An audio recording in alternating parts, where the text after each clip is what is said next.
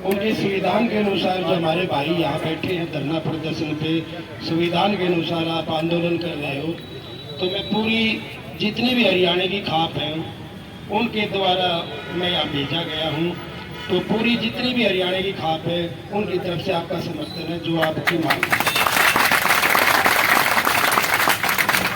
दूसरी बात ये है कि आप थोड़े से पैसे में और इतने कम पैसे में आप खुश होकर काम कर रहे हो, ये भी काबिल तारीफ है आप लोगों के लिए भी, आप अपने देश के लिए काम कर रहे हो। और दूसरा मैं सरकार को ये चेतावनी दे रहा हूँ कि गरीब आदमी की तरफ आप एक गलत जो तरीके बना रखे हैं, कोर्ट कचहरी बना के, कभी कुछ योजनाएं बना के आप लोग ये कर रहे हैं, तो ये अकेले नहीं है, सभी खाप पंचायत जितनी भी 36 ब्यादी है बहन जी आप लोगों के साथ है। और जहाँ आपकी जरूरत पड़ेगी, आज हमारे भाई बहन हो, वहाँ आपको आदमियों की जरूरत पड़ेगी, हम पूरे इस आंदोलन में आपके साथ रहेंगे। जितना भी लंबा सरकार चलवाना चाहे उसकी मर्जी है, लेकिन हम पीछे नहीं हटेंगे, आपके साथ खड़े, आप अपने आप को अकेला ना करिए। दूसरी बात है, मेरी बहनें जिनके ऊपर घर चलाने के लिए रसोई के काम में भी घंटों चलते हैं, बच्चों का भी चलता है, रिश्तेदार चलता है, उनको इस गर्मी में इस तरह से तड़पाया जा रहा है, तो मैं सरकार को कड़े शब्दों में चेतावनी दे रहा हूँ कि ये बेटी बचाओ बेटी पढ़ाओ, और जो हमारी बेटियाँ इतने कम सैलरी में इतना खुश होकर आपका पीजीआई का काम कर रही हैं, और इस धरना प्रदर्शन के चलते हुए भी जो 20% अधिकारी हैं उनकी भी सेवाएं वो लोग खुशी से वहाँ करवा रहे हैं, ताकि आम आदमी को इसका कोई तकलीफ ना हो। तो मैं उसके लिए भी आपका धन्यवाद करता हूँ। फिर भी सरकार अगर आपके इन कामों की देख रेख देखते हुए अगर आपका साथ नहीं दे रही, तो हम आपके साथ खड़े हैं कंधा से कलम ला के। जय भीम, जय संविधान, जय भीमराव अम्बेडकर, जय। बहुत बहुत धन्यवाद प्रधान जी। अब जयदेव डागर जी आपको अपने विचार सुनाएंगे, भाई जिला पार्षद हैं ये भी।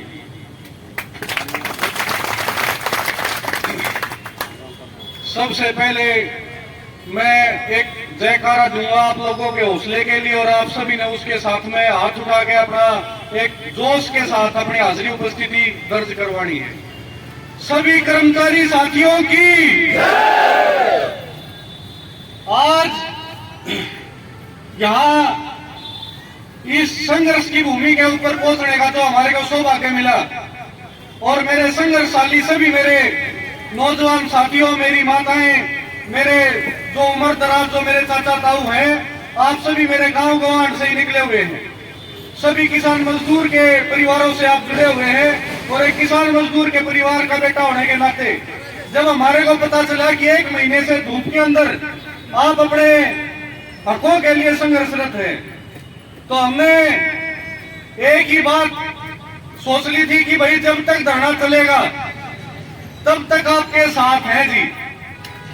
आगे आप खड़े हो और बराबर में हम खड़े हैं। रोहतक की जो भूमि है ये संघर्षों की भूमि है। कोई भी आंदोलन हरियाणा के अंदर अगर राजनीति दृष्टिकोण से हम देखें तो रोहतक की जो जमीन है यहाँ से बड़े बड़े आंदोलन खड़े हुए और सफल हुए। इस सरकार ने जो आपकी कर्मचारियों की जो यूनियन थी उनको कुचलने का काम किया, उनको तोड़ने फोड़ने का काम अब तक किया है। जो भी आपकी यूनियन बनती है वो कर्मचारियों के हितों के लिए, उनके हकों के लिए लड़ाई लड़ती है। हम देखने को अगर पूर्व में हम जाएंगे तो एक बहुत बड़ी यूनियन हमारे पास होती थी, रोडवेज की यूनियन। अगर हिमाचल के अंदर किसी रोडवेज कर्मचारी के साथ अन्याय हो गया और वहां से यूनियन की कॉल होगी तो पूरी हरियाणा के रोडवेज कहीं भी थी वो वहीं पे चक्का जाम हो जाया करता। इन्होंने उनको कुचला।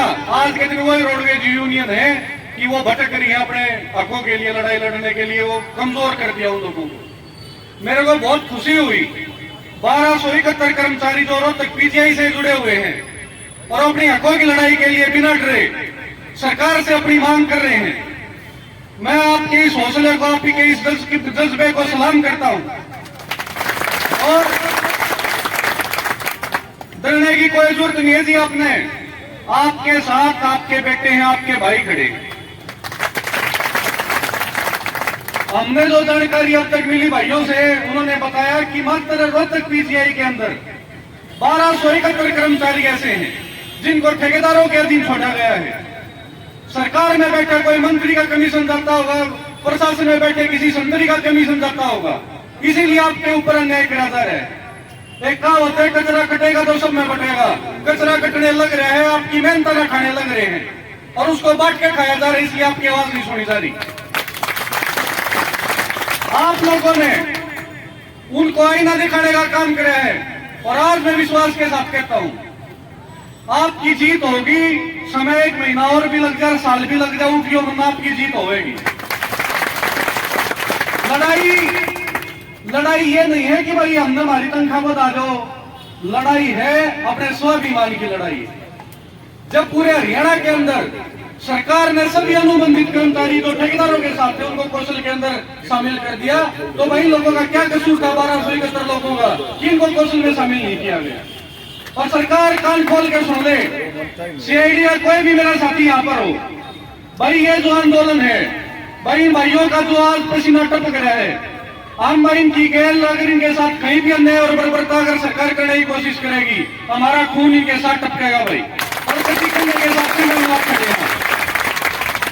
आप शांति प्रिय तरीके से आंदोलन में चलाते रहो। बहुत कायर लोग इस सरकार के अंदर बैठे हैं। किसानों ने 13 महीने 750 लोगों की कुर्बानी देकर डट के सामना किया सरकार का। इस देश का जो तमाशा बैठा था, हाथ जोड़ के माफी मांग के मांगों को पूरा किया था। आपकी मांगे पूरी होंगी, ये हमारा विश्वास है। और भाई कति दिल से, तन मन धन से आपके साथ है। मैंने भाइयों को बता दिया भाई कहीं भी हमारी ड्यूटी लगाओगे, हर तरीके से आपके साथ खड़े, भाई पक्ष नहीं है। और आज जो हमारे साथी प्रशासन के साथ मिलकर आए हैं, उन्होंने 3 दिन का अल्टीमेटम रखा है जी।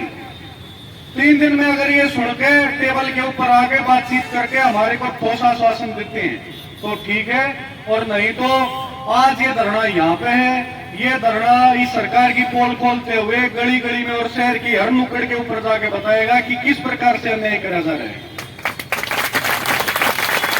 ये वो लोग हैं जिन्होंने कोरोना के अंदर किसी का बाबू बीमार हो गया, माँ बीमार हो गया तो उनके बालका हाथ लाने की टाल कर दी, पर इन लोगों ने उनको गोली दवाई, उनकी जो सुविधा ये कर सके थे उस प्रकार की न सुविधाओं सेवा करी है। और आज इन लोगों के हकों को छीना जा रहा है। सरकार कान खोल ले और इन लोगों की तरफ देख ले, इनके बच्चे भी और आपके बच्चों के जैसे हैं। अगर 1271 आदमी इनके किसी काम में कमी है, इनकी किसी बात में कमी है, तो भाई इनको अलग कर दो, ना तो भाई पूरे हरियाणा के जो और भाई उनकी गैलरी में मिला दो। भाई पीजीआई के सुरक्षा कर्मी है भाई, वे भी इनकी गैल भर्ती हुए थे ठेकेदार के थ्रू के, सरकार ने वे कौशल में शामिल कर दिए। और रोहतक के न्यारे भी अगर आप पूरे हरियाणा में कहीं भी चले जाओगे, सभी को आपने कौशल में शामिल कर दिया। भाई नमोरणीय बाठाना मारा क्या तारीख है, नायब सैनी सीएम साहब इनने भी अपनी कौशल के में शामिल करके इनके बालका ने भी एक आश्वासन हो जाए थारा माँ बाप की नौकरी जो है वो सुरक्षित है। आज ठेकेदार की जो तानाशाही इनको नहीं उठनी पड़ेगी, इनको बर्बरता और अन्याय का शिकार नहीं होना पड़ेगा। आपके साथ है, इसी बात के साथ मैं अपनी बात को खत्म करता हूँ। आप सभी का धन्यवाद, नमस्कार।